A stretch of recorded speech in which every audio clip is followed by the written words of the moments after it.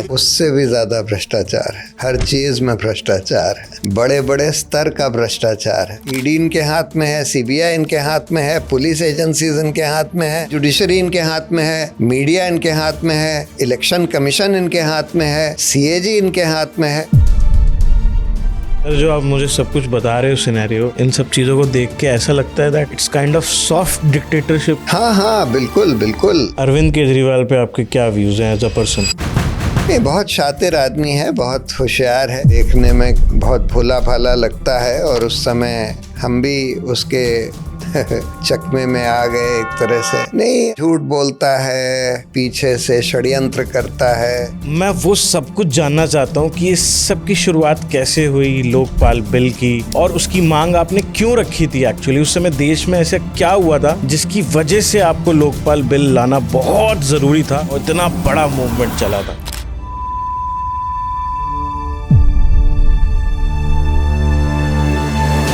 से BJP RSS वाले इस मूवमेंट को सपोर्ट कर रहे थे कांग्रेस की सरकार गिराने के लिए, लेकिन उस समय मैं बहुत क्लोजली ये नहीं देख रहा था कि एक्चुअली आरएसएस और बीजेपी इसमें इन्वॉल्व्ड हैं।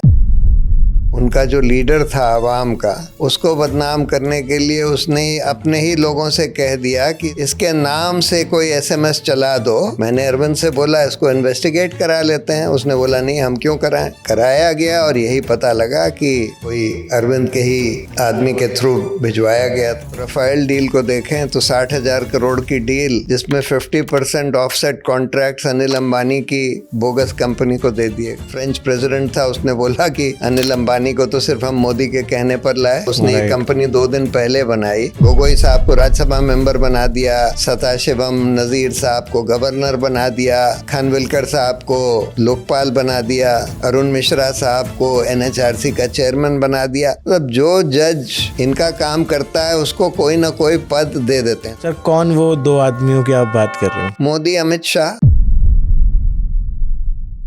4-5 साल में आर्टिफिशियल सुपर इंटेलिजेंस आ जाएगी जो ह्यूमंस के कंट्रोल में भी ना हो। ह्यूमंस का कंट्रोल जो है वो खत्म हो जाएगा, आर्टिफिशियल इंटेलिजेंस का कंट्रोल आएगा। लेकिन मेरा उसके आगे ये मानना है कि वो हमारे लिए अच्छी ही बात होगी। जैसे मोदी, ट्रंप, नेतन्याहू कंट्रोल कर रहे हैं, उससे बेहतर उनका कंट्रोल होगा। तो सर, इस चीज का सोल्यूशन क्या है? What should public look for? क्या देखे पब्लिक?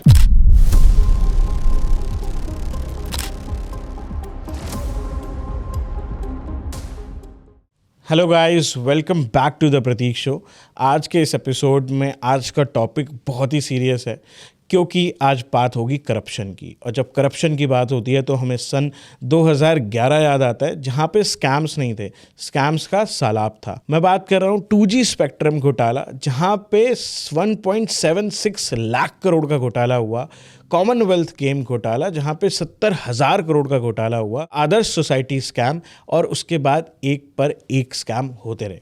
उसी के बीच एक आंदोलन ने जन्म लिया, लोकपाल बिल आंदोलन, जिसके मुखिया थे अन्ना हजारे, जिन्होंने, जो कि एक रिटायर्ड फौजी थे और रामलीला मैदान पर भूखे बैठे थे इस देश को करप्शन से बचाने के लिए। पूरा देश सड़कों पर जाता है, पर इस आंदोलन के पीछे एक और आदमी था जो कि ड्राफ्टिंग कमेटी में एक अपना बहुत बड़ा रोल निभा रहा था, सुप्रीम कोर्ट में लड़ाइयां लड़ रहा था, जो सीन में सबसे पहले आया और आम आदमी पार्टी की फॉर्मेशन से लेकर आम आदमी पार्टी के छोड़ने तक का सफ़र उन्होंने तय करा।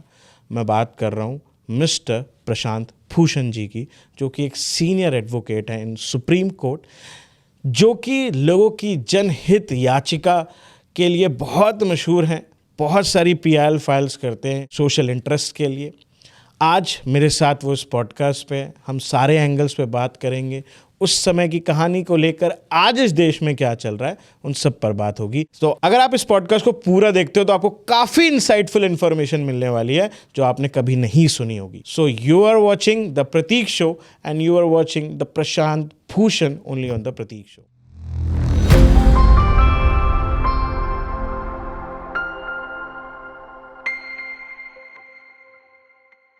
सर, जब मैं आपका नाम सुनता हूँ, जब मैं आपका नाम याद करता हूँ, तो मुझे सन 2012 याद आ जाता है और रामलीला मैदान याद आता है, जहाँ पर आप अन्ना हज़ारे एंड किरण बेदी एंड काफ़ी सारे सीनियर लीडर्स, उन्होंने उधर आंदोलन करा देश में चल रहे करप्शन के खिलाफ, right.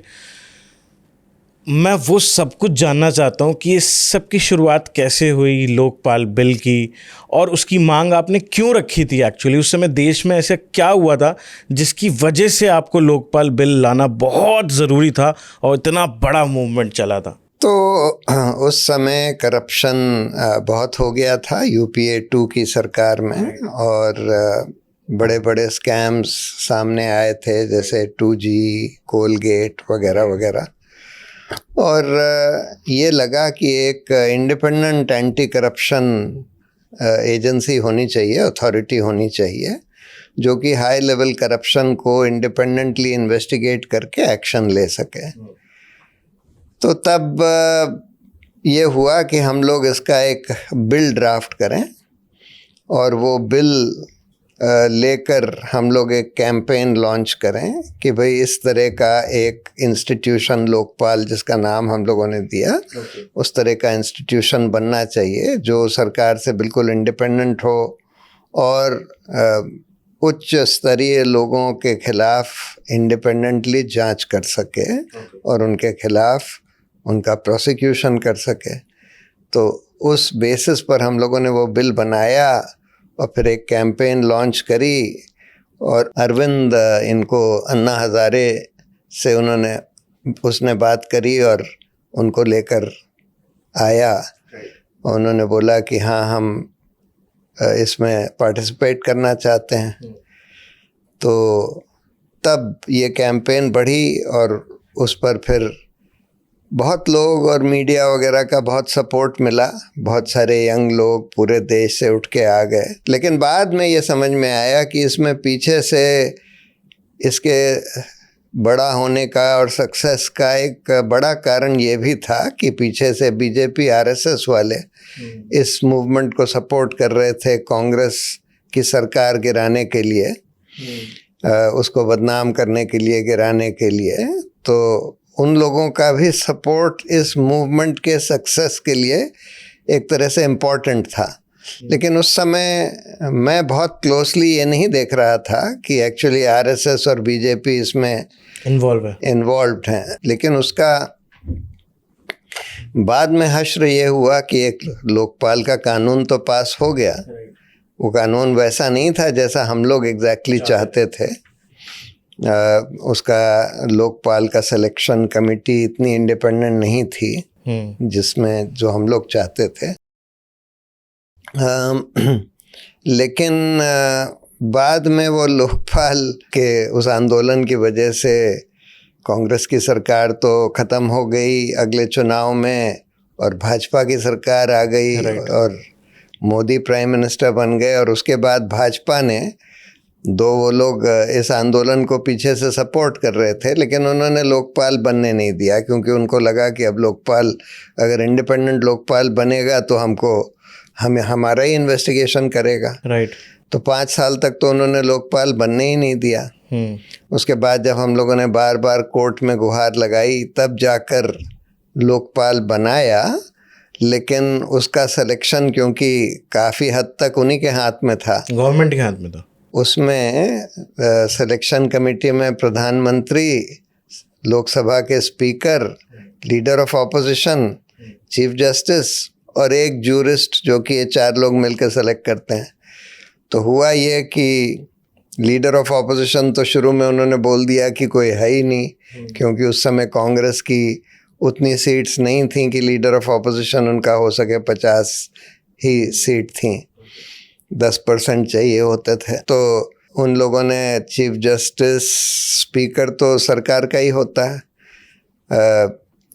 Prime minister, speaker, chief justice का एक नॉमिनी जज उन्होंने नॉमिनेट कर दिया किसी जज को, और उसके अलावा एक जूरिस्ट जो इन तीनों ने मिलकर सेलेक्ट कर लिया। जूरिस्ट भी अपना ही आदमी लगा दिया, जो अटॉर्नी जनरल थे मुकुल रोहतगी शुरू में। तो अब इन लोगों ने मिलकर जिसको चाहते थे सेलेक्ट कर लिया, और ऐसे ही लोगों को सेलेक्ट किया। और उसके बाद भी जो एक तरह से सरकार के खिलाफ कुछ करना नहीं चाहते थे, कुछ नहीं बोलना चाहते थे और कुछ करना भी नहीं चाहते थे। कई साल तक तो बस टाइम पास ही कर रहे थे, अभी भी वर्चुअली टाइम पास ही कर रहे हैं। सरकार के खिलाफ तो कोई भी फैसला नहीं दिया। ओके, आप कैसे मिले थे अन्ना हजारे एंड केजरीवाल जी से पहली बार? कैसे केजरीवाल मुलाकात? से तो हम कुछ साल से जानते थे, क्योंकि वो राइट टू इन्फॉर्मेशन कैंपेन में भी इन्वॉल्व थे। ओके, तो उस वजह से हम उनको कुछ साल से जानते थे। ठीक है। तो जब उन्होंने ये बोला कि हम लोगों को एक लोकपाल का कानून बनाना चाहिए, तो हमने बोला हाँ ठीक है, हम ड्राफ्ट कर देते हैं। तो हमारे फादर ने भी उसमें हेल्प किया, उसको ड्राफ्टिंग में। हम लोगों ने एक ड्राफ्ट बिल बनाया। ओके। और फिर अरविंद ने बोला कि हम अन्ना हजारे को इसमें सोच रहे हैं कि ले आएं। अन्ना हजारे की रेपुटेशन ठीक थी, अच्छी थी। तो फिर अन्ना हजारे इसमें आ गए। उसके बाद फिर वो इनको ले आया, ये बाबा रामदेव और श्री श्री रविशंकर, इनके ऑर्गेनाइजेशंस ने भी सपोर्ट किया। राइट। उस समय ये नहीं, मुझे कम से कम ये नहीं समझ में आया कि ये लोग एक्चुअली बीजेपी के कहने पर ही आए थे। एनीवे, वो तो सब हो गया जो होना था। ओके, तो देखो सर, इतना बड़ा ऑर्गेनाइज करा था ये सब चीज़ें रामलीला मैदान में, इतने सारे स्पीकर्स, लोग, खाना पीना एंड एवरीथिंग। ये बिना रिसोर्सेज के कैसे हो पाया, कैसे संभव हो पाया? तो इतने लाखों लोगों को रामलीला मैदान में लाना, हाउ इट पॉसिबल, कैसे हो पाया? लाना तो वो तो अपने आप आते थे। खाने पीने वगैरह का अरेंजमेंट अलग अलग ऑर्गेनाइजेशंस कर रहे थे। अब बाद में समझ में आता है कि उनमें से कुछ ऑर्गेनाइजेशंस बीजेपी आरएसएस से एफिलिएटेड थे, जो उनके खाने पीने का अरेंजमेंट कर रहे थे। बाकी पैसा तो लोग खूब दे रहे थे, क्योंकि जब रामलीला मैदान में ये हुआ तब तक बहुत पब्लिक सपोर्ट हो गया था। तो लोग खूब पैसे दे रहे थे वॉलंटरीली, कोई 100 रुपये, कोई 50 रुपये, कोई 500 रुपये, कोई 1000 रुपये, कोई 5000 रुपये, वो डाल देते थे उसमें। तो पैसा तो काफ़ी उसके लिए इकट्ठा हो रहा था। सर, ये जो मूवमेंट चला, एक टाइप की आज़ादी की वेव आ गई थी इंडिया के अंदर। ऐसा लगा कि जैसे इंडिया दोबारा आज़ाद होने जा रहा है और कुछ बदल जाएगा अब इंडिया में। बट देन उसी के बाद जैसे ही ये चीज़ अमेंड होती है, जो भी उन्होंने चेंजेस करके अमेंड करा इसको, उसी के बाद जस्ट आम आदमी पार्टी फॉर्म हो गई। एंड अन्ना हजारे जी के विचार पॉलिटिकल थे एंड आपके विचार अरविंद जी के विचार पॉलिटिकल थे। ऐसा क्यों? अन्ना हजारे क्यों नहीं चाहते थे कि दैट पॉलिटिकल रहे एंड पार्टी ना फॉर्म करें या पॉलिटिक्स में ना जाएं? उनको लगता था कि हम लोगों को बाहर से ही मूवमेंट ही करना चाहिए। पॉलिटिक्स और पार्टीज़ के भी खिलाफ थे। उनको लगता था कि भाई पार्टीज़ का वजूद नहीं होना चाहिए हमारे इलेक्टोरल डेमोक्रेसी में।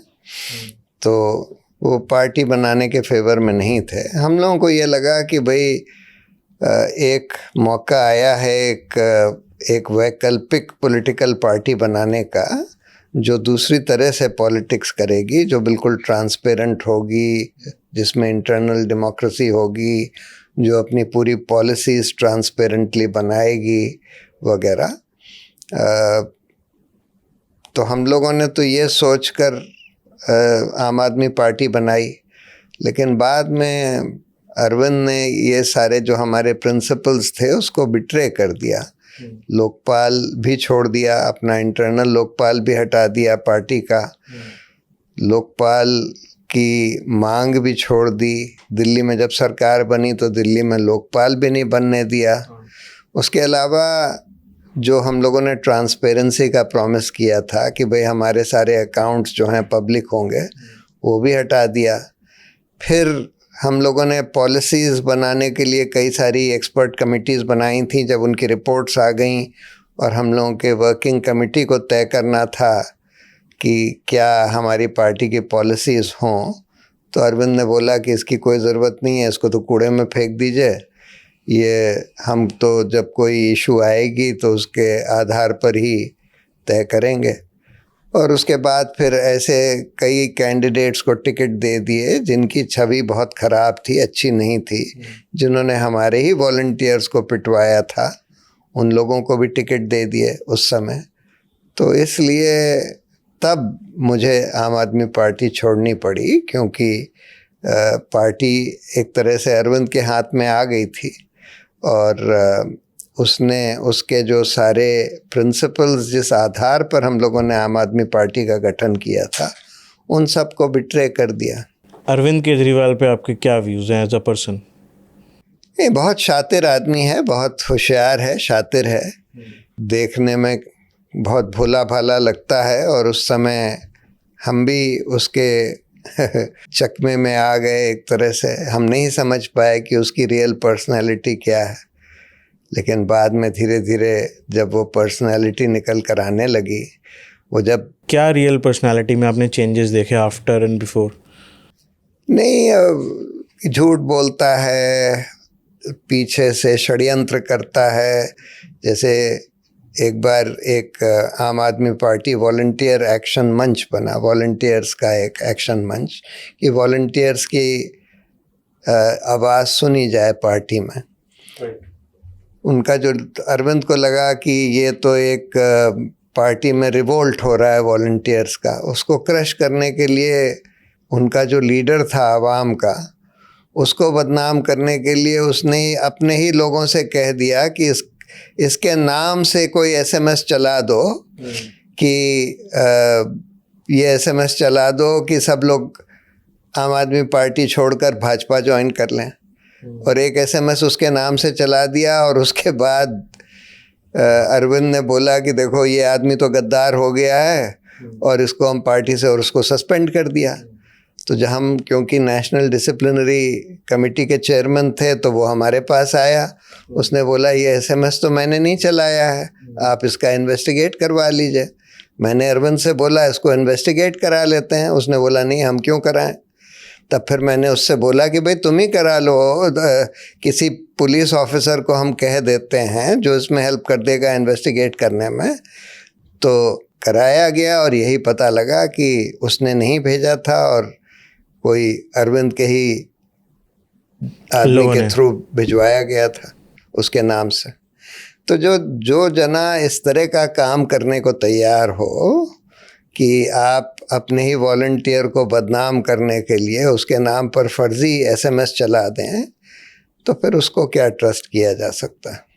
अच्छा, मुझे ये जानना है सर कि वो जब ये मूवमेंट हुआ था अन्ना हज़ारे जी का एंड आपका, इसमें एक चीज़ थी कि भाई ये देश के लिए, देश की भलाई के लिए करा जा रहा है, देश के भले की बात थी। बट उसके बाद एक पॉलिटिकल विचार आता है कि एक पार्टी बना लेते हैं, इस पार्टी के थ्रू हम राजनीति में घुसेंगे और उसको साफ करेंगे। क्या वो डिसीजन सही था कि इसको एक पॉलिटिकल पार्टी बनाना? वो डिसीजन तो सही था, लेकिन वो पॉलिटिकल पार्टी को बिल्कुल ऑल्टरनेटिव पॉलिटिक्स प्रैक्टिस करनी चाहिए थी, यानी कि ट्रांसपेरेंट, अकाउंटेबल, डेमोक्रेटिक और पॉलिसी बेस्ड पॉलिटिक्स प्रैक्टिस करनी चाहिए थी। लेकिन वो सारी चीज़ें तो बिट्रे हो गई। राइट। तो इसलिए जो उसका ओरिजिनल मकसद था, जो सही मकसद था कि ऐसी पॉलिटिकल पार्टी होनी चाहिए, और अगर उस समय हम लोग उसी लाइन पर अड़े रहते तो शायद आज बहुत बड़ा विकल्प इस देश के सामने खड़ा हो जाता, क्योंकि बहुत सारे यंग लोग इस पार्टी को सपोर्ट करने के लिए आए थे, वॉलंटियर के तौर पर आए थे। राइट। अच्छा, who all are the forming members of this party? नहीं, कई थे, ये बहुत सारे थे उस समय, तो 25-30 थे जो फाउंडिंग मेंबर्स थे, जो हम लोगों का कोर ग्रुप या वर्किंग ग्रुप वगैरह जो था, ये लोग भी थे। मयंक गांधी, अंजलि दमानिया, पूरे देश से लोग थे, बहुत सारे, पृथ्वी रेड्डी बेंगलोर से, बहुत सारे थे। आपने पॉलिटिकल पार्टी बनाई, उसके बाद आपने पॉलिटिकल पार्टी छोड़ दी सर। बट अगर आप रहते या आपको कोई पद मिलता या आप सर्व कर पाते लोगों को, तो आपको नहीं लगता कि आप बेटर लोगों की भलाई कर पाते सिस्टम में रहकर, ना कि सिस्टम से भागकर? नहीं, मुझे नहीं लगता, क्योंकि अगर पॉलिटिकल पार्टी का ही वो हश्र हो गया जो और पॉलिटिकल पार्टीज का हश्र है, मतलब एक आम बी ग्रेड पॉलिटिकल पार्टी बनकर रह गई आम आदमी पार्टी, उस पॉलिटिकल पार्टी में रहकर हम क्या कंट्रीब्यूट करते हैं? फिर तो बाहर से ही ज़्यादा हम कर सकते हैं ना, कि जहाँ पर उनका क्रिटिसिज्म करना हो हम क्रिटिसिज्म करते हैं, जहाँ पर अगर कभी वो कुछ अच्छा काम करते हैं तो हम उसकी तारीफ़ करते हैं। उनमें से अगर कोई भी, जैसे अभी उनमें से कुछ लोग हैं जो अच्छा, जैसे संजय सिंह राज्यसभा में अच्छा बोलते हैं, राइट। उसी तरह से सौरभ भारद्वाज, हाँ या जो आज आम आदमी पार्टी के दिल्ली के लीडर हैं, वो अच्छा बोलते हैं, उनका काम भी अच्छा है। राइट। तो ऐसा नहीं है कि अभी कोई भी जना आम आदमी पार्टी में अच्छा नहीं है, लेकिन पार्टी का कोर गड़बड़ा गया। अच्छा, जैसे सर आप पार्टी का कोर गड़बड़ाने की बात कर रहे हो, मैंने ये देखा इतने सालों में कई सारे फेमस चेहरों ने इस पार्टी को छोड़ दिया, इस पार्टी का साथ छोड़ दिया, हाथ छोड़ दिया केजरीवाल का। ऐसा क्यों? इसी वजह से?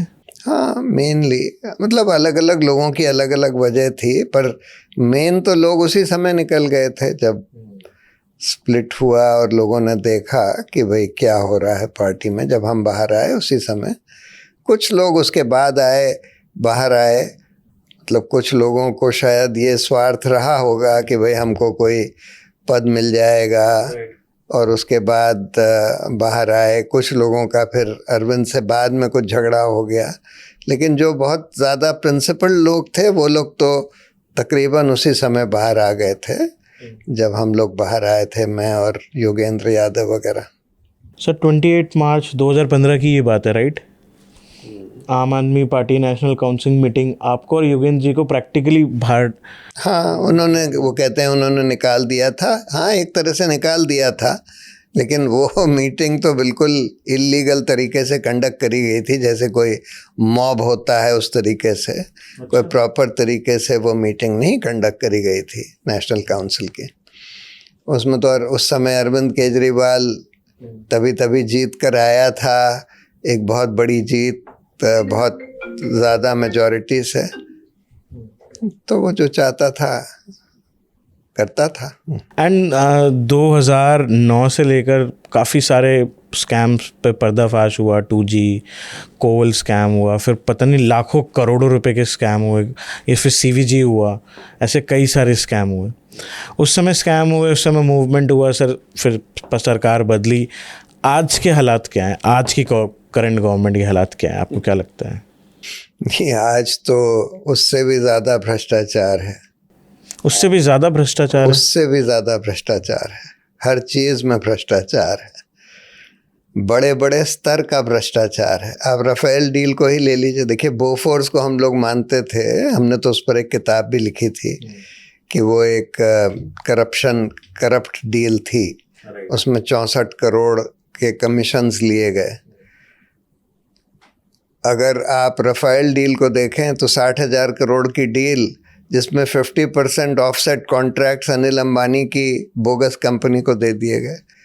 अब उसमें तो कितना भी हो सकता है, कई हजार करोड़ के कमीशंस लिए गए होंगे, कई हजार करोड़ के, क्योंकि अनिल अंबानी का कोई मतलब ही नहीं था। और वहाँ पर जो फ्रेंच प्रेसिडेंट था उसने बोला कि अनिल अंबानी को तो सिर्फ हम मोदी के कहने पर लाए, भारत सरकार के कहने पर। अनिल अंबानी तो बिल्कुल फेल्ड बिजनेसमैन था, उसका कोई डिफेंस में कोई एक्सपीरियंस नहीं था। उसने ये कंपनी 2 दिन पहले बनाई और उसी कंपनी को आपने सारे ऑफसेट कॉन्ट्रैक्ट्स दे दिए। तो करप्शन का स्तर तो बहुत बढ़ गया। चाहे आप इलेक्टोरल बॉन्ड्स ले लें, 8,000 करोड़ भाजपा को मिले 5 साल में। करीब करीब सारे पैसे उन कंपनियों से मिले जिनको भाजपा की सरकारों ने कॉन्ट्रैक्ट्स दिए या और तरह के फ़ायदे पहुंचाए। ड्रग कंपनीज के खिलाफ जो एक्शन हो रहा था वो रोक लिया। कई कंपनियों के खिलाफ CBI ED का एक्शन हो रहा था, वो रोक लिया जब उन्होंने घूस दी। तो PM केयर्स फंड पूरा ही करप्ट फंड, जिसकी कोई पारदर्शिता नहीं, कितने हजार करोड़ उसमें लिए गए। हर चीज़ में बेईमानी है अब तो। मतलब कोई सारा सरकारी पैसा प्रधानमंत्री के प्रोपेगेंडा पर इस्तेमाल किया जा रहा है। रोज़ उनका बस प्रोपेगेंडा, सब जगह उनकी फ़ोटो, वैक्सीन सर्टिफिकेट्स में भी उनकी फ़ोटो। मतलब बेइंतहा करप्शन है। UPA के करप्शन से कहीं ज़्यादा करप्शन है आज। लेकिन प्रॉब्लम यह है कि सारी एजेंसीज को इन्होंने और मीडिया को अपने मुट्ठी में कर लिया है। ईडी इनके हाथ में है, सीबीआई इनके हाथ में है, पुलिस एजेंसीज इनके हाथ में है, जुडिशरी इनके हाथ में है, मीडिया इनके हाथ में है, इलेक्शन कमीशन इनके हाथ में है, सीएजी इनके हाथ में है। बहुत सिस्टमैटिकली सारी एजेंसीज को अपने हाथ में कर लिया है। तो इस वजह से उस तरह का जो एक्सपोजर यूपीए के करप्शन का हो पा रहा था वो आज हो ही नहीं पा रहा है। उस तरह का मैसिव एक्सपोजर जिसको कहते हैं, पर्दाफाश होता है। हम लोगों ने ही रफाल के डील में, लेकिन वहाँ पर इन्होंने दबा दिया, सुप्रीम कोर्ट से दबवा दिया, और जो चीफ जस्टिस थे गोगोई साहब, उनको राज्यसभा में ले आए। यही होता है, यही हो रहा है। सर, जैसे पहले कहते थे कि पॉलिटिक्स में जो भी चल रहा है, बट जुडिशरी एक इंडिपेंडेंट ऑर्गेनाइजेशन है, वो अपना काम अपनी तरीके से करती है। बट आज लोग कह रहे हैं कि जुडिशरी को भी बिल्कुल काबू करते हैं। बिल्कुल काबू कर लिया है, और उस कई तरह से काबू कर लिया है। पहले तो जो इंडिपेंडेंट जजेस हैं उनका अपॉइंटमेंट ही होने नहीं देते, क्योंकि कानून ये कहता है कि सीनियर जजेस, सुप्रीम कोर्ट के सीनियर जजेस का कोलिजियम सिलेक्शन करेगा। सरकार एक बार नाम वापस कर सकती है अगर उनको नाम नहीं अच्छा लगता, विथ रीजंस। उसके बाद अगर कोलिजियम यूनानिमसली रीइटरेट करे तो इनको बनाना पड़ेगा। इन लोगों ने दो तरीके अपनाए हैं। पहले तो जब कोलिजियम किसी नाम 5 नाम रेकमेंड करे, उसमें से 3 नाम सरकार को नहीं अच्छे लगते, 2 नाम ठीक लगते हैं, उन 2 का तो अपॉइंटमेंट कर देंगे जो उनको ठीक लगते हैं, बाकी 3 जो ठीक नहीं लगते उस पर बैठे रहेंगे, ना हाँ बोलेंगे ना बोलेंगे। अगर कभी कभी चीफ जस्टिस उनसे कहता है कि भाई इस पर हाँ ना कुछ तो बोलो, तब ना बोलते हैं। उसके बाद कोलिजियम जब यूनानिमसली भी रीइटरेट करता है नाम्स को, तब भी अपॉइंटमेंट नहीं इशू करते। तो ऐसे में कायदे से सुप्रीम कोर्ट को या तो कंटेम्प्ट एक्शन लेना चाहिए प्रधानमंत्री के खिलाफ या कानून मंत्री के खिलाफ, या फिर ये आदेश देना चाहिए कि अगर 3 महीने तक जवाब नहीं आता तो उसको डीम्ड कंसेंट माना जाएगा, और एक बार रीइटरेशन हो गया यूनानिमस तो हम अपॉइंट कर देंगे, हम ओथ दिला देंगे। क्योंकि ओथ तो जुडिशरी देती है जजेस को। सही बात है। लेकिन इतनी हिम्मत नहीं है इन लोगों में ये करने की। दूसरी बात, हमने ये देखा है जब भी कोई बहुत स्ट्रॉन्ग फांसीवादी सरकार होती है तो बहुत सारे ऑनेस्ट जजेस भी डर जाते हैं। जैसा इमरजेंसी में हुआ वो आज भी हो रहा है। उनको ये दिखता है कि बहुत स्ट्रॉन्ग फांसीवादी सरकार है, डर जाते हैं। तीसरी बात, पोस्ट रिटायरमेंट जॉब्स बहुतों को दे दिए जाते हैं। गोगोई साहब को राज्यसभा मेंबर बना दिया, सदाशिवम नज़ीर साहब को गवर्नर बना दिया, खानविलकर साहब को लोकपाल बना दिया, अरुण मिश्रा साहब को एनएचआरसी का चेयरमैन बना दिया। मतलब जो जज इनका काम करता है उसको कोई ना कोई पद दे देते हैं। सबको नहीं देते लेकिन ज़्यादातर को दे देते हैं, कम से कम ये लालच तो दिखाते हैं। तो एक वो भी रीज़न है। और उसके अलावा सबसे ख़तरनाक रीज़न तो ये है कि सारी एजेंसी से कह देते हैं कि सारे जो जजेस चीफ जस्टिस बनने वाले हैं उन पर डोजियर बनाकर हमको दे दो, उनकी सारी छानबीन करके हमको दे दो। अगर कोई भी गड़बड़ चीज़ निकली उनके आगे पीछे, उनके नज़दीकी रिश्तेदारों में, तो फिर उसका इस्तेमाल करके उनके ऊपर प्रेशर डाला जाता है। कंट्रोल। हाँ, सो हर तरह का तरीका अख्तियार करके इस सरकार ने जुडिशरी को भी कंट्रोल कर लिया है, मीडिया को कंट्रोल कर लिया है। एक तो लालच से कि तुमको अगर सरकारी एडवर्टाइजमेंट चाहिए तो तुम हमारे गुणगान करो, हमारा प्रोपेगेंडा करो। जो नहीं उसमें आता उसको उसके पीछे ईडी सीबीआई लगा देते हैं, जैसे एनडीटीवी के खिलाफ, और उसके बाद फिर उनको बेचना पड़ता है अडानी को। तो अब तो सोशल मीडिया को भी कंट्रोल करने की पूरी कोशिश करी जा रही है। सोशल मीडिया पोस्ट जो उनको नहीं अच्छी लगती, जो सरकार का, प्रधानमंत्री का क्रिटिसिज्म करती हैं, उनको टेक डाउन करो।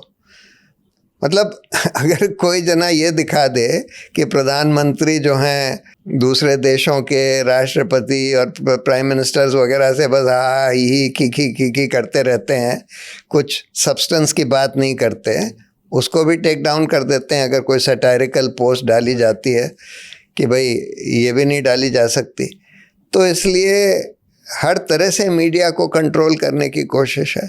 और बाकी सारे इंस्टीट्यूशंस को तो हम देख ही रहे हैं, ईडी, सीबीआई, पुलिस सर, जो आप मुझे सब कुछ बता रहे हो सिनेरियो, इन सब चीज़ों को देख के ऐसा लगता है that it's kind of soft dictatorship. हाँ हाँ, बिल्कुल बिल्कुल। अभी तो हमारी जो इलेक्शंस की प्रणाली है वो भी सब गड़बड़ा गई है। ये SIR देखिए बंगाल में क्या कर रहे हैं, यानी कि अभी ऑल्ट न्यूज़ ने ये निकाला राइट कि इन्होंने करीब 12% लोगों के नाम निकालने की कोशिश कर रहे हैं और उसमें से अधिकतर मेजॉरिटी मुस्लिम्स के नाम है। तो बिल्कुल एक कंसर्टेड एफर्ट है। इलेक्शन कमीशन तो बिल्कुल सरकार का पिट्ठू बना हुआ है, जो सरकार कहती है वही करता है और अनफॉर्चुनेटली इसमें जुडिशरी भी उनका साथ दे रही है। बट सर कहते हैं इलेक्शन कमीशन तो एक इंडिपेंडेंट बॉडी है।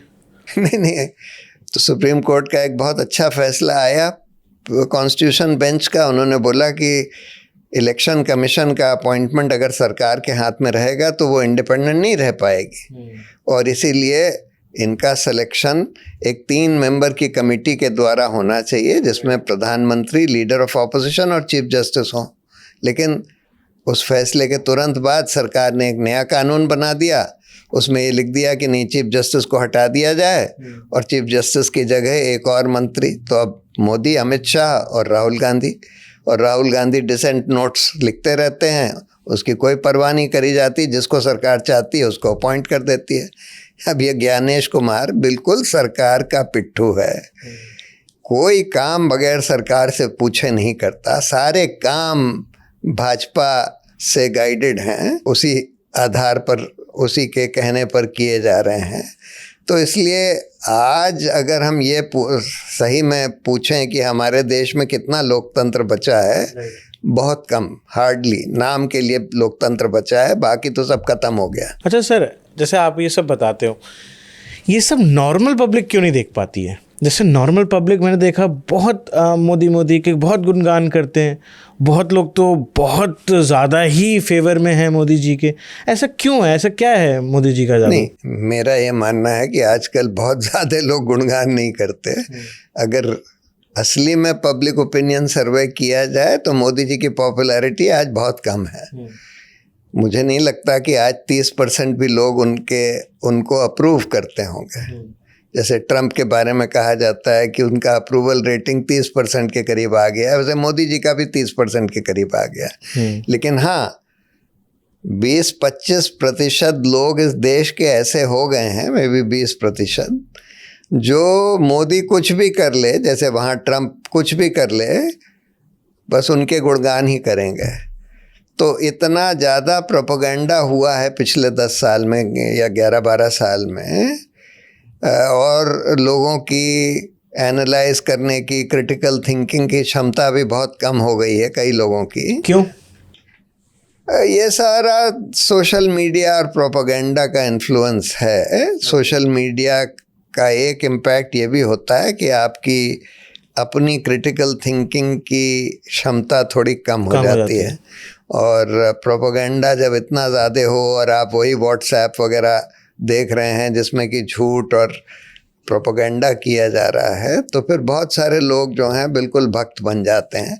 तो हो सकता है करीब 20% लोग इस देश में ऐसे हों जो भक्त बन चुके हैं और जो मोदी कुछ भी कर लें उनके सपोर्ट में रहें। लेकिन मेरा ये मानना है कि आज के दिन में कोई ऑनेस्ट पब्लिक ओपिनियन पोल कराया जाए हिंदुस्तान में, तो मोदी जी की अप्रूवल रेटिंग 30%, 35% से ज़्यादा नहीं होगी। अच्छा, व्हाट दे हैव, इन्होंने ऐसे क्या काम करे हैं जिस पर आप सख्त निंदा करते हो इनकी? क्या ऐसी इम्प्लीमेंटेशंस हैं इनकी जो आपको बिल्कुल नहीं पसंद? पहली बात तो ये सरकार जो है पूरी प्रोपेगेंडा, एक तो 1-2 आदमी के ऊपर चलती है और उनका प्रोपेगेंडा के ही आधार पर चलती है। इनका पूरा मकसद ये है। सर, कौन वो 2 आदमियों की आप बात कर रहे हो? Modi, Amit Shah, okay, mainly. दूसरा, आप अगर देखें कि एक उदाहरण ले लीजिए कि मोदी अभी इजराइल गए युद्ध से 2 दिन पहले, और वहाँ पर उनकी जो पार्लियामेंट है उसमें अपनी खूब वाहवाही कराई, खूब तालियां बजवाई, और यहाँ पर प्रोजेक्ट किया कि भाई हम तो विश्वगुरु हो गए, देखो हमारी कितनी तारीफ होती है इजराइल के पार्लियामेंट में। अब इनका इससे कोई लेना देना नहीं था कि अब ये युद्ध होगा, इसके बारे में सोचा भी नहीं। युद्ध होगा तो खाड़ी देशों से तेल आना बंद हो जाएगा, हिंदुस्तान के ऊपर उसका क्या इम्पैक्ट होगा, उसके बारे में कुछ सोचा ही नहीं। अगर वो सोचा होता तो फिर वो इजराइल ना जाते, इतना ओपनली इजराइल और अमेरिका के साथ नहीं खड़े होते। कितने ही इसके उदाहरण दिए जा सकते हैं। जैसे नोटबंदी कराई गई, बस दिखाना ये चाहते थे कि भाई हमने काले धन पर बहुत बड़ा हमला किया है। इनको लगा कि हम दिखाने में कामयाब हो जाएं। तो सर क्या हमला नहीं था, उससे कुछ फायदा हुआ या नहीं हुआ? कुछ भी नहीं फायदा हुआ, नुकसान ही नुकसान हुआ। हमारी इकोनॉमी को बहुत बड़ा धक्का लगा। आम गरीब आदमी बेचारा पिस गया, लाइन में खड़े रहे, पैसा नहीं था, कईयों के घर में चूल्हा नहीं जल पा रहा था बगैर पैसे के, बिकॉज आपने 97% करेंसी तो 500 और 1000 की ही थी, वो सारी डिमोनेटाइज कर दी एक स्ट्रोक में, और किसी को पैसा नहीं मिल रहा था, सब बैंकों के सामने खड़े रहते थे, कोई फायदा नहीं हुआ, सारा की सारा पैसा वापस आ गया। और जिनका ब्लैक मनी भी था उन्होंने इसका अपॉर्चुनिटी लेकर उसको वाइट बना लिया। तो बगैर सोचे, किसी से पूछा नहीं, इकोनॉमिक एडवाइज़र से पूछा नहीं, रिजर्व बैंक से पूछा नहीं, अपने फाइनेंस मिनिस्टर से पूछा नहीं, खुद एक दिन बस रात में अनाउंसमेंट कर दिया कि कल से 1000 और 500 के नोट बंद। हर चीज़ इनकी इसी तरह से चलती है, सब कुछ दिखावा है, सब कुछ दिखावा है। कोई सीरियस कंसल्टेशन एक्सपर्ट्स वगैरह से करना ही नहीं है, बस जाकर अपना झंडी गाड़ी, कोई वंदे भारत ट्रेन को फ्लैग ऑफ करना है, मतलब बस दिखावा ही दिखावा है। तब से 2014 से आज तक 2026 तक, क्या आपको नहीं लगता कि अब मोदी जी ने कुछ अच्छे काम भी तो करे ही होंगे? कुछ तो अच्छा करा ही होगा सर। करा होगा, पर कोई हमको तो कोई खास नहीं दिखता। बहुत सारे काम ऐसे ही सरकार के चलते रहते हैं, तो वो ठीक है, उनमें से कुछ ठीक भी होते होंगे। जैसे अब यहाँ पर हम देख रहे थे, ये सुंदर नर्सरी में हम जाते हैं तो वहाँ पर कुछ ये भारत ट्राइबल फेस्टिवल हो रहा है। ठीक है, अच्छा हो रहा है, हमको पता नहीं उसमें शायद बहुत पैसा भी खर्च हो रहा है, वेदर उतने पैसे के लिए वर्थवाइल है कि नहीं है, लेकिन वो अच्छा ऑर्गेनाइज्ड है। जिन लोगों ने भी ऑर्गेनाइज किया है, अच्छी कोशिश करी है। उसी तरह से कुछ चीज़ें अच्छी भी हो जाती हैं, लेकिन वो छोटी छोटी चीज़ें हैं। जो बड़ी चीज़ें हो रही हैं, जैसे हिंदू मुस्लिम के बीच में खाई बनाना, इतना उस पर एफर्ट इनका जा रहा है। इनकी पूरी सोशल मीडिया टीम, जो इनके जो गोदी मीडिया है, सब लोग बस यही कोशिश कर रहे हैं कि कैसे हिंदू और मुस्लिम का पोलराइजेशन हो, और उसका फ़ायदा ये इलेक्शन में लेना चाहते हैं। वो जो अब दिख रहा है असम में और वेस्ट बंगाल में जिस तरह की कैंपेन चल रही है, हर जगह उसी तरह की कैंपेन चलाते हैं। इससे तो देश कमज़ोर होता है। आप अगर अपने देश के ही लोगों को आपस में लड़वाएंगे धर्म के आधार पर, तो देश कमज़ोर होगा। लेकिन इनको इसकी कोई परवाह नहीं है कि देश कमज़ोर हो जाए, देश को तेल ना मिले, देश दुनिया में आइसोलेट हो जाए, सो लॉन्ग ये इलेक्शन जीतते रहें, बस वही। बल्कि सर बहुत सारे जियोपॉलिटिकल एक्सपर्ट्स, बहुत सारे लोग ऐसा कहते हैं कि मोदी जी की गवर्नमेंट की वजह से इंडिया की जियोपॉलिटिकली पावर बहुत स्ट्रांग हो गई है एंड हम बहुत स्टेबलाइज हो गए हैं। हमने बहुत सारे वेस्टर्न कंट्रीज़ और एशियन कंट्रीज़ के साथ बहुत अच्छे रिलेशन डेवलप कर लिए हैं इस लड़ाई के दौरान में भी, कि हम न्यूट्रली एक्ट कर रहे हैं और वी आर स्टेबल। पता नहीं कौन ये कहता होगा, क्योंकि fact of the matter is कि इंडिया बिल्कुल आइसोलेट हो चुका है दुनिया में, और इंडिया की छवि बहुत ख़राब हो गई है मोदी सरकार के रहते हुए, बहुत बहुत ख़राब हो गई। किन चीज़ों में जैसे खराब हुई ट्रम्प के बारे में लगता है ना लोगों को कि भाई एक जोकर आदमी, पागल आदमी अमेरिका का राष्ट्रपति बना हुआ है। उसी तरह से मोदी जी की भी यही छवि बनती जा रही है कि एक आदमी जो बस लोगों को ज़बरदस्ती पकड़ के जप्फी डाल लेता है, ज़बरदस्ती हाथ मिला लेता है, हा ही करता रहता है, जिसमें कोई सब्सटेंस नहीं है, दम नहीं है, वही आदमी इस देश का प्रधानमंत्री बना हुआ है, और जो इंटरनली हिंदुस्तान में धर्म के आधार पर लोगों को लड़वा रहा है, ये एक छवि पूरे विश्व में इनकी बनती जा रही है। वो तो ठीक है कि कुछ देश जो हैं अपने सेल्फ इंटरेस्ट में, क्योंकि हिंदुस्तान बड़ा देश है, बड़ी इकॉनमी है, बहुत लोग रहते हैं, तो इसलिए हिंदुस्तान से फिर भी डील करना चाहते हैं, करते हैं, लेकिन छवि वो नहीं है। सब समझते हैं, पूरी दुनिया समझती है कि भाई यहाँ का प्रधानमंत्री। और सर जो इकोनॉमी राइज हुआ that India is the 4th largest GDP. वो तो देखिए, आपकी पॉपुलेशन बढ़ रही है, लेकिन आप किसी भी इंडेक्स में ले लीजिए, अगर आप ह्यूमन डेवलपमेंट इंडेक्स में ले लीजिए, प्रेस फ्रीडम इंडेक्स में ले लीजिए, हैप्पीनेस इंडेक्स में ले लीजिए, सब इंडेक्स में ये जो मेल न्यूट्रिशन इंडेक्स को ले लीजिए, सब इंडेक्स में हिंदुस्तान नीचे गिरता चला गया है जब से ये मोदी सरकार आई है, सारे इंडिसेस में। आपने एक बड़ी कमाल की चीज़ बोली, हैप्पीनेस इंडेक्स। अभी मेरे पॉडकास्ट पे दुष्यंत दवे सर आए थे, तो उन्होंने भी ये बात सेम आपकी तरह बोली थी कि दैट इंडिया का आदमी नाखुश होता जा रहा है, फ्रस्ट्रेटेड है, रेज बढ़ता जा रहा है, लोग लड़ना चाहते हैं एक दूसरे से। ऐसा क्यों है? मतलब ये एक बहुत यूनिक पर्सपेक्टिव है चीज़ों को देखने का, दैट एक कंट्री की स्टेट ऑफ हैप्पीनेस किस चीज़ पर डिपेंड करता है और उसको मेंटेन कैसे करा जाता है, because it's a broad topic. नहीं, हैप्पीनेस बहुत चीज़ों पर डिपेंड करती है। हैप्पीनेस तो तब होती है, वो कहते हैं कि happiness ensues when you achieve your objectives. तो अब किसी भी समाज में ज़्यादातर लोगों की हैप्पीनेस तब हो पाएगी जब लोगों के ऑब्जेक्टिव्स एक दूसरे से मेल खाते हों, एक दूसरे के खिलाफ ना हो।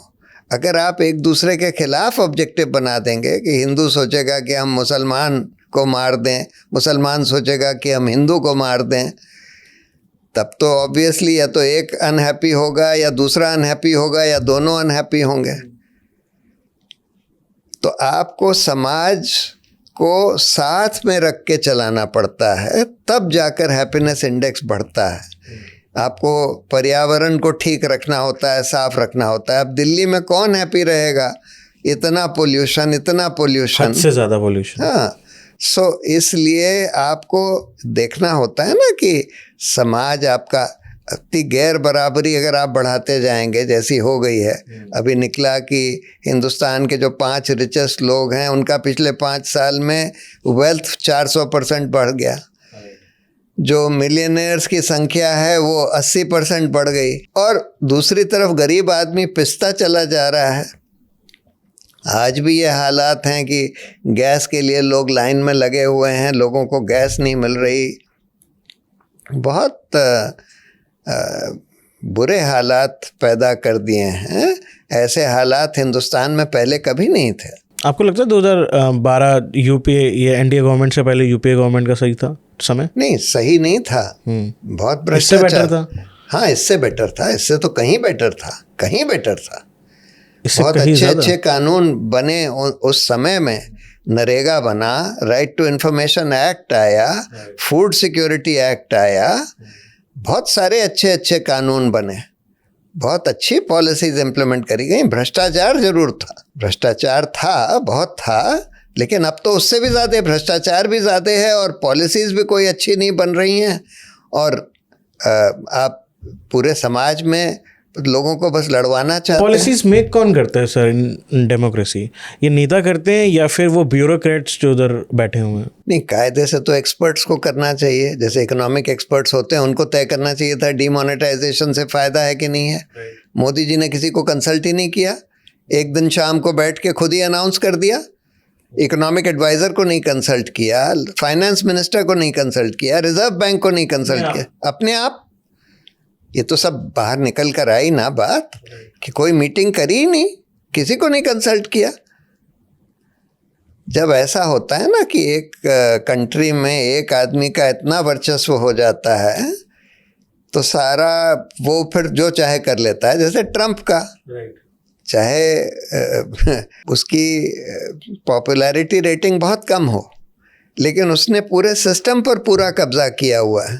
उसी तरह से मोदी जी ने यहाँ के सिस्टम पर पूरा कब्जा किया हुआ, चाहे इनकी आज की अपनी पर्सनल पॉपुलैरिटी बहुत कम हो। तो इसलिए सिस्टम में कोई उनसे भिड़ना नहीं चाहता, कोई उनको कुछ कहना नहीं चाहता। जो वो चाहते हैं वो कर देते हैं। अगर वो कहते हैं, वही ट्रंप के साथ यही हो रहा है कि कोई भिड़ना नहीं चाहता। तो सर इस चीज़ का सल्यूशन क्या है? What should public look for? क्या देखे पब्लिक? बिकॉज अगर ऐसे ही देश चलता रहेगा तो और ख़राब हालात होते जाएंगे। हो ही रहे हैं। तो पब्लिक को तो ये देखना है ना कि कौन सी ऐसी पॉलिटिकल पार्टी है जो इस तरह की बेईमानी नहीं कर रही। आज तो हम देख रहे हैं SIR में लाखों करोड़ों लोगों के नाम काटे जा रहे हैं, और बिल्कुल टारगेटेड काटे जा रहे हैं कि मुसलमान जो हैं उनके नाम काट दो, जो भाजपा को वोट नहीं देते हैं उनके नाम काट दो। तो लोगों को ये देखना चाहिए कि भाई हम ऐसी पार्टी को नहीं सपोर्ट करेंगे जो इस तरह से काम कर रही है, जो समाज में एक बड़ा वर्ग है उनके नाम। इन्होंने पहले सोचा कि हम हिंदू राष्ट्र बना देंगे, मुसलमानों को सेकंड क्लास सिटीजन्स बना देंगे। फिर इनको रियलाइजेशन हुआ कि हमारे संविधान का तो बेसिक फीचर है सेक्युलरिज्म। फिर इन्होंने सोचा कि हम अच्छा ये NRC करके कर देंगे। वहाँ आसाम में इन्होंने NRC करने की कोशिश करी, लेकिन उसमें भी 70% लोग जो NRC के बाहर हुए वो हिंदू थे। तब इन्होंने सोचा कि अब हम SIR के थ्रू कर देते हैं, SIR करके मुसलमानों के नाम जो है वोटर लिस्ट से काट दो। तो ये लोग तो मतलब थ्रू आउट ये कोशिश कर रहे हैं कि किसी तरह से मुसलमानों को सेकंड क्लास सिटीजन बना दो, मुसलमानों को, ईसाइयों को। जैसे ये कॉन्फ्लिक्ट बना रहे ताकि इनको एक रिलीजन की तरफ से फेवर मिले। हाँ बिल्कुल, जिससे जब पोलराइज होते हैं इनको लगता है कि भाई हम, जब पोलराइज सोसाइटी हो जाती है तो फिर हिंदुओं का हमको सपोर्ट मिलेगा और बाकी लोगों की तो वोट भी नहीं होगी, या वोट होगी भी तो बहुत कम संख्या में होगी। इस तरह से ये लोग, इनकी सोच है। अच्छा, जैसे अभी UGC कानून ला रहे थे सर, उस पर आपके क्या विचार हैं? क्या वो सही था? उस पर मेरी कोई बहुत ज़्यादा एक्सपर्टीज नहीं है। हाँ, हो सकता है वो सही रहा हो, और फिर इन्हीं के लोगों को लगा कि भाई ये गड़बड़ है, कि ये जो बहुत ज़्यादा SC ST वगैरह OBC के फेवर में है और जो ब्राह्मण लोग हैं उनके हक में नहीं है, तो इन्हीं के लोग उसका विरोध करने लगे UGC के कानून का। तो फिर इन्होंने कोर्ट से रुकवा दिया है, अभी कोर्ट ने रोक दिया है उसको। लेकिन हो सकता है वो सही हो, मैं उसका कोई एक्सपर्ट नहीं हूँ। बट आपको लगता है कि दैट ये कास्टिज्म को बढ़ावा देना इंडिया के अंदर ये सही चीज़ होगी? देखिए, जब भी किसी डिप्रेस्ड कास्ट के लिए, बैकवर्ड कास्ट या क्लास के लिए कुछ किया जाता है तो उसका ये मतलब नहीं होता कि आप कास्टिज्म को बढ़ावा दे रहे हैं। हिंदुस्तान में इतनी ज़्यादा कास्टिज्म है और इतना ज़्यादा कास्ट डिस्क्रिमिनेशन है, खासकर शेड्यूल्ड कास्ट, शेड्यूल्ड ट्राइब्स के खिलाफ, कि उन लोगों को थोड़े से अफर्मेटिव एक्शन जिसको कहते हैं वो देना ज़रूरी हो जाता है उनके लिए, रिजर्वेशंस और ये वो। तो इसलिए खैर मैं इसमें कोई बहुत ज़्यादा एक्सपर्टीज नहीं रखता, तो इसलिए मेरे कोई बहुत स्ट्रॉन्ग व्यूज़ नहीं हैं। अच्छा सर, अन्ना हज़ारे आज कहाँ हैं? बिकॉज उस समय अन्ना हज़ारे जी बहुत लाइमलाइट में थे, लोग उनको गांधी जी से कंपेयर करते थे। लोगों ने बोला ये गांधी जी 2.0 हमें हमारे देश में मिले हैं। बट आज अन्ना हज़ारे कहाँ हैं? अन्ना हज़ारे अपने गांव में हैं, जो अपना पुराना काम करते थे वो कर रहे हैं। असल में उनको कोई बड़े पब्लिक प्लेटफॉर्म पर लाने के लिए कोई दूसरे ऑर्गेनाइजेशन को ऑर्गेनाइज करना होता है। अब कोई उनके प्रोग्राम्स कोई ऑर्गेनाइज नहीं कर रहा, तो इसलिए वो अपने विलेज में अपना काम कर रहे हैं, जो भी उनका काम वहाँ विलेज में होगा। अन्ना हज़ारे की कोई सीख जो आपके काम आई हो लाइफ में, या आपने उनसे कुछ सीखा हो अन्ना हज़ारे से? नहीं, ऐसा कोई ख़ास मैं नहीं कह सकता। मतलब एक तरह से उन्होंने कुछ काम जो वहाँ अपने गांव में किए वो बहुत अच्छे थे, खासकर ये माइक्रो वाटरशेड डेवलपमेंट का, इरिगेशन वगैरह का, शराबबंदी का, ये सब काम अच्छे किए हैं वहाँ पर।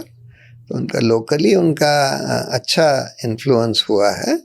दूसरी बात यह है कि हाँ, वो डरते नहीं थे, तो वो बड़े बड़े लोगों के खिलाफ भी मोर्चा खोल देते थे, लेकिन उसमें कई बार अपनी तारीफ ज़्यादा कर देते थे। वो बात मुझे थोड़ी अटपटी लगती थी। भाई, अपनी तारीफ करने की कोई ज़रूरत नहीं होती, आपका काम बोलता है। अच्छा, आपके अंदर ये कब आपको ऐसा महसूस हुआ कि मुझे जनप्रतिनिधि की तरह आना चाहिए सामने और इस देश के लिए मुझे भी लड़ना चाहिए? ऐसे नहीं, कब फील हुआ? जनप्रतिनिधि की तरह मैं कभी नहीं आना चाहता था। मेरा कोई इलेक्शन में कोई रुचि नहीं है, मुझे कोई पार्लियामेंट में जाने में कोई रुचि नहीं है। मैं आप कभी नहीं जाना चाहते? नहीं, मैं तो पब्लिक इंटरेस्ट देखता हूँ कि क्या चीज़ जनहित में है, और इसीलिए मैं आर्टिफिशियल इंटेलिजेंस में जो डेवलपमेंट्स हो रहे हैं उसको भी बहुत क्लोजली फॉलो करता हूँ। ओके। क्योंकि मेरा ये मानना है कि आर्टिफिशियल इंटेलिजेंस में जिस तरह से डेवलपमेंट हो रहे हैं, 4-5 साल में आर्टिफिशियल सुपर इंटेलिजेंस आ जाएगी। यानी कि ऐसी आर्टिफिशियल इंटेलिजेंस जो ह्यूमन से बहुत सुपीरियर हो और जो ह्यूमंस के कंट्रोल में भी ना हो, जो इंडिपेंडेंट हो, बिल्कुल अपने आप सोचती हो, अपने आप तय करती हो क्या करना है। और मेरा ये मानना है कि जब ये आर्टिफिशियल सुपर इंटेलिजेंस आएगी तो वो हमारी सोसाइटी को, हमारे देश दुनिया को कंट्रोल कर पाएगी, कर लेगी। यानी कि ह्यूमंस का कंट्रोल जो है वो ख़त्म हो जाएगा, आर्टिफिशियल इंटेलिजेंस का कंट्रोल आएगा। लेकिन मेरा उसके आगे ये मानना है कि वो हमारे लिए अच्छी ही बात होगी, बुरी बात नहीं होगी, क्योंकि वो लोग हमारे समाज को, हमारी सोसाइटी को हमसे, जैसे हमने मैनेज किया है, उससे बेहतर मैनेज करेंगे। आपको ऐसा लगता है सर?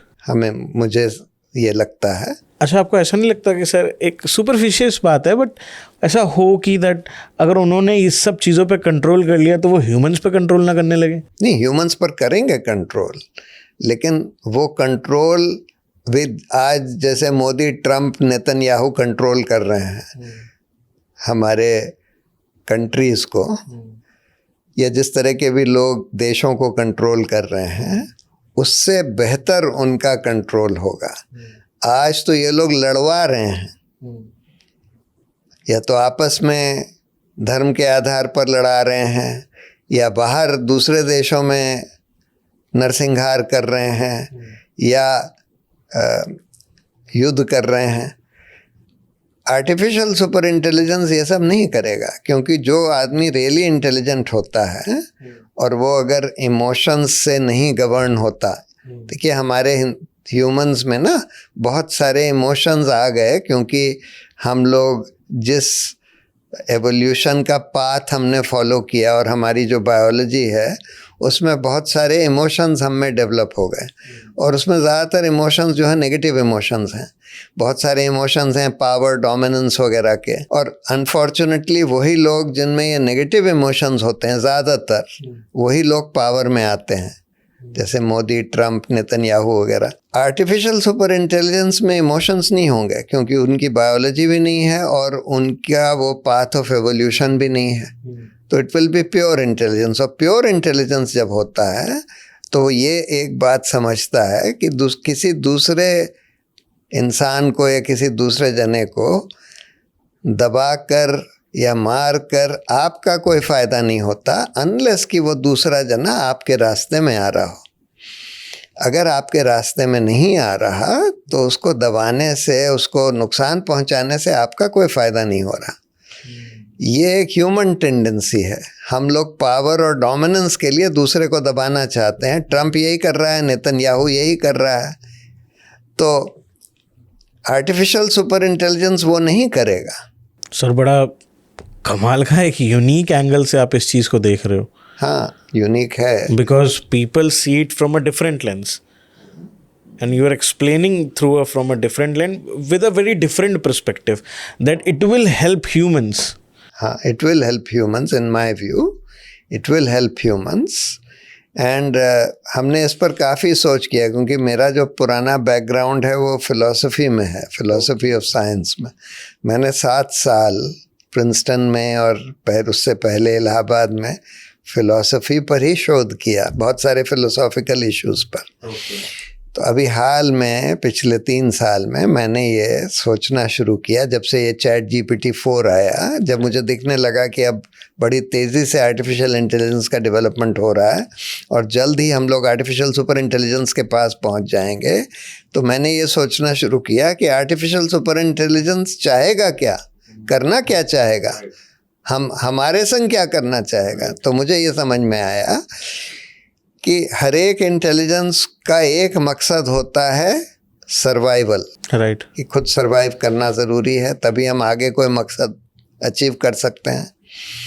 और एक हमारी एक क्वालिटी है जिसको हम कहते हैं क्यूरियोसिटी, जो कि इमोशन से नहीं गवर्न होती। अगर आप कोई इंसान से पूछें कि तुम ज़िंदगी में क्या करना चाहते हो, वो बोलेगा हम सबसे बड़े साइंटिस्ट बनना चाहते हैं, सबसे बड़े इंजीनियर बनना चाहते हैं, सबसे अमीर आदमी बनना चाहते हैं, सबसे पावरफुल आदमी बनना चाहते हैं, वगैरह वगैरह। ये सारे इमोशन से अराइज होते हैं। लेकिन एक क्वालिटी ह्यूमंस में कम से कम है जो इमोशन से नहीं, सिर्फ इंटेलिजेंस से अराइज होती है, जो क्यूरियोसिटी। अगर हम ये समझना चाहते हैं कि भाई ये क्या चीज़ है, इसके पीछे क्या चीज़ है, ये कैसे चलती है, ये क्यूरियोसिटी है। तो सुपर इंटेलिजेंस का एक मकसद होगा क्यूरियोसिटी, कि भाई इस हमारे पूरी दुनिया के अल्टीमेट लॉज जो गवर्न करते हैं फिज़िक्स के, वो क्या हैं, हमारे सोलर सिस्टम के बाहर क्या है, हमारे गैलेक्सी के बाहर क्या है, ह्यूमंस, हमारी इकोलॉजी कैसे फंक्शन करती है अर्थ की। तो अगर उसको ये सब सवाल के जवाब चाहिए तो उसको एक स्टेबल सोसाइटी और स्टेबल एनवायरनमेंट चाहिए। और वो ये समझ सकेगा कि इंसानों ने, जिस तरह के लोग आज पावर में बैठे हैं, उन्होंने हमारे पूरे समाज को, एनवायरनमेंट को अनस्टेबल बना दिया, और देयरफॉर उसको, इस एनवायरनमेंट को स्टेबलाइज करना ज़रूरी है। और उसको स्टेबलाइज करने के लिए इस तरह के लोग जो नेगेटिव इमोशन से गवर्न होते हैं और जो डिस्टेबलाइज कर रहे हैं हमारी सोसाइटी को, इनको पावर से हटाना पड़ेगा। It's a very different and it's a very powerful thought that कि आप उसको एक इंटेलिजेंस एंटिटी मानते हो, और आपका ये मानना है कि दैट एक इंटेलिजेंस एंटिटी जब कुछ भी फैसला लेगा तो वो इंटेलिजेंस के साथ ही लेगा और सही फैसले लेगा। Are you saying that? Effectively, because an intelligent being who is not governed by emotions acts intelligently. और इंटेलिजेंट एक्शन के लिए एक किताब थी रॉबर्ट एक्सेलरॉड के नाम से, ऑथर के नाम से, द एवोल्यूशन ऑफ कोऑपरेशन। उसमें उसने ये दिखाया कि जब आप, गेम थ्योरी के आधार पर, कि जब आप कोई कॉम्प्लेक्स मल्टी पर्सन गेम खेलते हैं तो आपकी बेस्ट स्ट्रैटेजी उस गेम को जीतने की वो होती है कि आप दूसरे के संग कोऑपरेट कर लें, बजाय कि उससे compete करें। तो इंटेलिजेंट जना वो होता है जो अपने मकसद पर सबसे आसानी से पहुंच सके। राइट। एंड देयरफॉर आप फिर ऐसे काम नहीं करते जो आपका अटेंशन या एनर्जी अननेसेसरली डाइवर्ट करेंगे, अपने मकसद से पहुंचने के लिए डाइवर्ट करेंगे। तो अगर आप किसी दूसरे को नुकसान पहुंचाना चाहते हैं तो वो तो आप अपनी एनर्जी और अटेंशन डाइवर्ट कर रहे हैं। अगर वो आपके रास्ते में नहीं आ रहा तो आप क्यों डाइवर्ट करेंगे, क्यों उसको नुकसान पहुंचाएंगे? नहीं पहुंचाएंगे। तो वो ह्यूमंस को भी नहीं पहुंचाएंगे नुकसान, एक्सेप्ट उन लोगों को पहुंचा सकते हैं जो लोग उनको ख़त्म करने की कोशिश कर रहे हैं या उनके रास्ते में बाधा डाल रहे हैं। और रास्ते में बाधा वो डाल रहा है जो हमारी सोसाइटी को डिस्टेबलाइज कर रहा है, हमारे एनवायरनमेंट को डिस्टेबलाइज कर रहा है। अदरवाइज उनके रास्ते में कोई बाधा नहीं डाल रहा। वो हमको क्यों नुकसान पहुंचाना? In fact human body is the most evolved biological specimen in the non universe, और उनके लिए it is something of value. उसके अंदर इतनी सारी मिस्ट्रीज हिडन हैं जिसके सवाल उनकी क्यूरियोसिटी उसका आंसर चाहेगी। तो इसलिए वो लोग ह्यूमंस को वैल्यू करेंगे और ह्यूमंस को के संग कोऑपरेट करेंगे। अगर हमको क्लाइमेट चेंज को रिवर्स करना है तो ह्यूमंस के कोऑपरेशन से किया जा सकता है। राइट सर, आप सुप्रीम कोर्ट में प्रैक्टिस करते हैं, आप सीजीआई दीपक मिश्रा के खिलाफ इम्पीचमेंट मोशन सपोर्ट किया था, सीबीआई डायरेक्टर का कंट्रोवर्शियल रिमूवर देखा। एक लॉयर की तरफ से आज कितना खतरा है इंडिया के इंडिपेंडेंट इंस्टीट्यूशंस को? बहुत खतरा है। जैसे मैंने बोला कि मीडिया की इंडिपेंडेंस, जुडिशरी की इंडिपेंडेंस, इलेक्शन कमीशन की इंडिपेंडेंस, सीएजी की इंडिपेंडेंस, सीबीआई ईडी की इंडिपेंडेंस, इवन यूनिवर्सिटीज़ की इंडिपेंडेंस करीब करीब ख़त्म हो गई है। सर ये तो बहुत ही बड़ा क्लेम है सर। हाँ, पर ये सच है, करीब करीब ख़त्म हो गई है और इसको हम लोगों को रिस्टोर करने के लिए बहुत जद्दोजहद करनी पड़ेगी, बहुत मेहनत करनी पड़ेगी। कैसी जद्दोजहद की बात कर रहे हैं आप? तो पूरा हम लोगों को पूरी बहुत बड़ी कैंपेन मूवमेंट चलाने होंगे इनको रिफॉर्म करने के लिए। इसमें से जो ये बेईमान लोग आज बैठे हुए हैं जो कि पूरा सरकार की तरफ नतमस्तक हैं, इनको हटाने के लिए, सरकार का कंट्रोल इन सारे इंस्टीट्यूशंस पर से हटाने के लिए वो सब करना पड़ेगा। क्या 2012 जैसे मूवमेंट आगे भी देखे जा सकते हैं? नहीं, हो सकता है, इस समय होना चाहिए, क्योंकि जैसे इन्होंने इंडो यूएस ट्रेड डील करी है मोदी ने, उससे तो हमारे सारे किसान मर जाएंगे, हमारे मज़दूर को बहुत नुकसान पहुंचेगा, मज़दूरों को, हमारे यूथ को नौकरियां की ख़त्म हो जाएंगी। देयरफॉर सबको साथ मिलकर इस देश में एक बहुत बड़ा मूवमेंट खड़ा करना चाहिए जिसमें हमारे पूरे बाद में फिर डेमोक्रेसी रिफॉर्म्स भी हो सकें और बाकी इंस्टीट्यूशनल रिफॉर्म्स भी हो सकें, judicial reforms, election commission reforms, बहुत सारी चीज़ें। सर जैसे आपने भी डेमोक्रेसी की बात करी, मैंने सुप्रीम कोर्ट के जो फॉर्मर जज थे मार्कंडे काटजू, उनका पॉडकास्ट करा था, तो उन्होंने बोला कि that democracy in India practised like a dictatorship. It's like a dictatorship, it's almost like a dictatorship. Nominal democracy है इस समय हिंदुस्तान में। अगर ये सवाल, डेमोक्रेसी का मतलब होता है कि सरकार जनता की इच्छा से चलना। आज तो सरकार जनता की इच्छा से नहीं चल रही, सरकार इस तरह के फैसले कर रही है जो जनता की इच्छा के बिल्कुल खिलाफ हों। लेकिन जो लोग सरकार में बैठे हैं या जो पार्टी सरकार में काबिज है, वो पार्टी इलेक्शन जीत पा रही है। उसके कई कारण हैं। क्या कारण है? एक तो सारा पैसे का खेल हो गया है, पैसा सारा रूलिंग पार्टी के पास होता है। दूसरा ये कि आपने जब इलेक्शन कमीशन को पूरा कंट्रोल कर लिया और उसके ज़रिए फिर एसआईआर वगैरह करवा के वोटर्स लिस्ट कंट्रोल कर ली और मुसलमानों का नाम हटा दिया, उससे भी ख़त्म हो गया। तीसरी बात, पुलिस आपके हाथ में है। जैसे रामपुर में इन्होंने मुसलमान वोटर्स को बाहर ही नहीं निकलने दिया, वोट ही नहीं करने दिया। तो बहुत हथकंडे हैं जो आप अपनाते हैं, अपना रहे हैं, जिसकी वजह से नॉमिनल डेमोक्रेसी है। मतलब नाम के लिए तो ठीक है, आप वोट डाल सकते हैं, और अब तो बहुत सारे लोग वोट भी नहीं डाल पाएंगे, लेकिन चलो ज़्यादातर लोग अभी भी डाल सकते हैं। लेकिन जब पैसा एक ही पार्टी के पास हो, प्रोपोगेंडा एक ही पार्टी के पास हो, तब फिर क्या real democracy? Freedom of speech को आप वैसे ही क्रश कर रहे हैं, आप टेक डाउन ऑर्डर्स देते जा रहे हैं सोशल मीडिया पोस्ट, इसलिए बहुत मुश्किल हो गया। अगर इंडिया को चाइना जैसा डेवलप करना है, चाइना जैसा बनाना है, तो इंडिया में रिफॉर्म्स की ज़रूरत है सर, या रेवोल्यूशन की ज़रूरत है? या फिर किन रिफॉर्म्स की ज़रूरत है जो आपको लगता है इंडिया को थोड़ा पेडेस्टल पे ले जाएंगे? पहले तो एक तरह का रेवोल्यूशन ही होना होगा अगर वो रिफॉर्म्स लाने हैं। अल्टीमेटली तो रिफॉर्म्स की ही ज़रूरत है, लेकिन रिफॉर्म वो तभी आएंगे अगर एक बार एक बहुत बड़ा जन सैलाब हिंदुस्तान में फिर से उठता है, तभी वो रिफॉर्म्स आ पाएंगे। सर, इस देश के मेरे चैनल पे जितने भी लोग मेरे चैनल के सब्सक्राइबर्स हैं या जो व्यूअर्स हैं, वो मोस्ट ऑफ द एज 20 से लेकर 30-40 तक के लोग मेरे को चैनल पे सब्सक्राइब करते हैं। उनके लिए सर आपके लिए क्या मैसेज है आपके पास? नहीं, मैसेज तो यही है कि देखो, देश में सबसे बड़े स्टेक होल्डर आप ही लोग हैं, क्योंकि आप ही की ज़िंदगी आगे है। हमारी तो ज़िंदगी करीब करीब ख़त्म हो चुकी है, और इसलिए अगर इस देश को संवारना है, इस देश को